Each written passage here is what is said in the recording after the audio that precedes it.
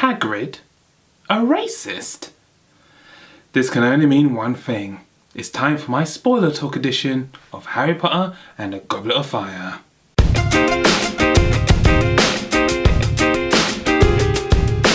Hey guys, Big Guy Z here, and now it's time to talk spoilers on the 4th entry in the Harry Potter series. In no particular order, I'll be giving you guys my unique take on all parts of the book that stood out for me.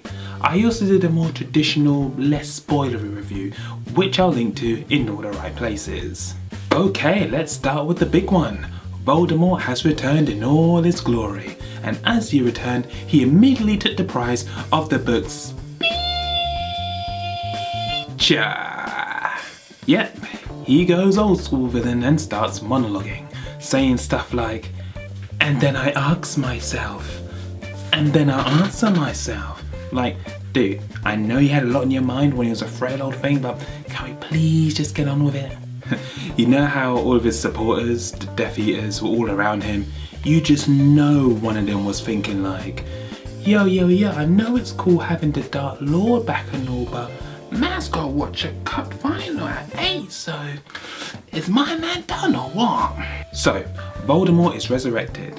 He has Harry Potter, the boy who chumped him 13 years ago as a baby, at the palm of his hand. And what does he go and do?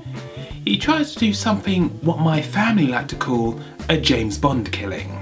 You know, that part of a Bond movie where the villain captures Bond and instead of leading him to a dark corner and pulling the trigger, he gets all cocky and puts him in a situation where Bond can escape. It's like that part in the film Spectre, where Blofeld has Bond tied to a chair and he ends up putting this needle drill thingy at the side of his neck. It didn't do anything. It didn't. You know what? I'll post a link to that clip in the description below so you can see for yourself. Dude, you had Harry without his wand and tied to your dad's headstone. And what do you go and do? You think, I know, let me untie him, give him his wand back and challenge him to a duel so I can show my not so loyal followers how great I am. Yeah, smart.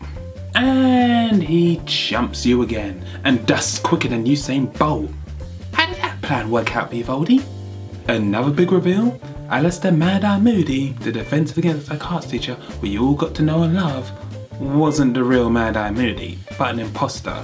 The real guy got locked up in a magical trunk for almost a year. Damn. I must admit, I did not expect that twist. I was almost certain that it was Ludo Bagman who was the inside man, as he was constantly trying to help Harry, offering him tips for the tournament and whatnot. The imposter was Barty Crouch Jr., the Azkaban prisoner who escaped with the help of his father. And what did Daddy get in return? A grisly end brought about by his own son. Well, that sucks. So, Crouch Jr. was the quote-unquote mastermind behind Voldemort's resurrection. But let's look into his plan in a little bit more detail for a moment. I mean, although it worked, it was needlessly elaborate. So, here's the gist of it. Get an object, turn it into a portkey that can transport Harry to Voldemort's dad's grave. Get Harry to touch said portkey, Harry gets transported, perform the ritual, Voldemort gets resurrected. Killing off Harry Potter optional. And that's it. Why did that take the best part of a year to pull off? I mean, why include the Triwizard Tournament at all? As Crouch Jr. said when he was disguised as Moody, there were many times when the plan could have been ruined. So why take the risk? What Crouch should have done was, as he was disguised as Moody, just walk up to Harry one day and be like, yeah, Harry, you know, my peg leg's playing up a bit. Could you like hold my hip flask, which is in no way, shape or form a portkey, while I sort this out? And then Harry be like, yeah, sure thing, Moody. Zap, transported. But no, you decide to have him transported in front of a whole bunch of witches and wizards. And as a result, poor Cedric ended up being collateral.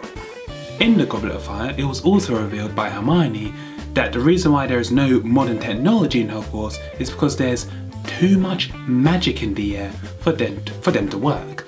And once again I'm thinking, well, that kinda sucks, doesn't it? Because even in the world of magic, modern tech is pretty decent too. If these Harry Potter books were set in the present day, you know there'll be new students be like, wait, so I can't bring my phone? but how am I gonna flex for the gram? Okay, I'm sorry to have to break this down to you guys, but Hagrid is kind of a racist, which is quite surprising given that he's half giant and no stranger to prejudice. What, don't believe me? It's right here at the bottom of page 474, and this is what Hagrid has to say, and I quote, "The less you lot have to do with these foreigners to have POB, you can't trust any of them." Hagrid, I am not angry, I'm just disappointed. Speaking of Hagrid, his father's human, his mum's a giant, so how did they, because one's so big and the other's normal size, and how did they do I think you just move on. Yeah, I think the best thing you should do is move on. Rita Skeeter, that reporter who kept showing up throughout the book. I have loads to say about her. Actually, I don't. She's a nothing character that brought nothing of value to the story. Next. As I mentioned in my traditional non-spoilery review, I only liked one of the 3 tasks, and that was task number 2. Task 1, face off against a dragon. Nothing wrong with it, but a little cliche. Task 3, go through a maze. Again, in my opinion, a little bit cliche. Task 2, on the other hand, was actually quite unique. Figure out a way to breathe underwater, dive in and save your friend. And the part when Harry tried to save everyone else made that part of the story quite gripping, so yeah, well done book. I love how the back of the book makes it out like Harry was in any sort of mortal danger while going through the tasks. He might just make it through alive. Like, dude, Dumbledore ain't gonna let any of his students go down like that. Come on. Finally, one more thing I gotta mention. Ron and Hermione. They're gonna hook up, aren't they? I mean, come on. The tension between them you can cut with a knife and serve with chips. Don't let Hermione's peck on Harry's cheek fool you. Besides, Harry is crushing hard on Cho Chang. And now that Cho Chang's U-Ball date Cedric is out of the picture, Harry, just go and fill your boots, mate. Okay, I think that's enough spoiler talk for this one. If there's any other key, important, funny bits that I might have missed out, let me know in the comment section below. Oh, and don't forget to like and subscribe as well. Next one, it's a biggie. Harry Potter and the Order of the Phoenix. Definitely looking forward to going through that one on the spoiler talk, but until then, later.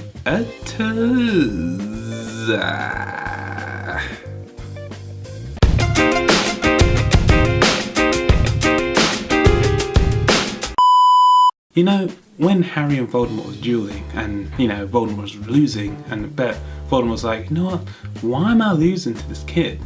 Harry was basically like, my yay is different to your yay. Dripping in sauce, drip, drip, sauce, saucy. I don't know why they wanna warn me. Why they wanna warn me and they don't know me different to your yay.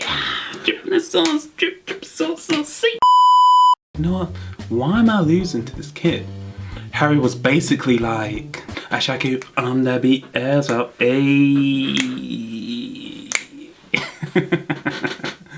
I love the internet.